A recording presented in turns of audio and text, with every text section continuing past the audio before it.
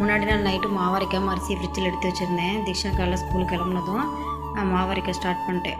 உளுந்தை ஃபஸ்ட்டு அரைச்சி எடுத்து வச்சுட்டு நெக்ஸ்ட்டு அரிசி போட்டேன். அரிசி முக்கால்வாசி அரைஞ்சிருச்சு, அதையும் வலிச்சு எடுத்து வச்சுட்டு அடை தோசைக்கு அரிசி ஊற வச்சிருந்தேன் இல்லையா, அதை இதையோட சேர்த்து அரைக்க போட்டு உளுந்தையும் அரிசி மாவையும் நல்லா மிக்ஸ் பண்ணி விட்டுட்டு உப்பு எதுவும் சேர்க்காமல் ஒன்றா மிக்ஸ் பண்ணி அப்படியே ஃப்ரிட்ஜில் எடுத்து வைக்க போகிறேன்.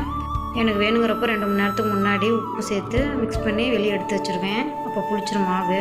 இதே மிக்ஸ் பண்ணி எடுத்து வச்சோடனே அதுவும் அரைஞ்சி முடிஞ்சிருச்சு. அதையும் வலித்து எடுத்துகிட்டு அதை வேறு டப்பாவில் மாற்றி உப்பு எதுவும் சேர்க்காமல் இதையும் மிக்ஸ் பண்ணி எடுத்து வைக்க போகிறேன். இது ரொம்ப புளிக்கணும் அப்படின்ட்டு தேவையில்லை. இன்றைக்கி நைட்டு அடை தோசை தான் சுட போகிறேன். ஈவினிங் ஃப்ரிட்ஜிலேருந்து எடுத்து வச்சு உப்பு சேர்த்து மிக்ஸ் பண்ணி வச்சிட்டோன்னா நைட்டு சுடுறது கரெக்டாக இருக்கும். மாவுலாம் ஃப்ரிட்ஜில் எடுத்து வச்சுட்டு நேற்று பழைய சாதம் கொஞ்சம் மீதியாக இருந்தது. அதை வத்தல் போடலான்ட்டு சீரகம், குழம்பு மிளகாத்தூள், பெருங்காயத்தூள், உப்பு இதெல்லாம் ஒன்றா சேர்த்து அரைச்சிட்டு மாடியில் ஒரு ஷால் போட்டு இதெல்லாம் கிள்ளி எடுத்து வச்சுக்கிட்டேன்.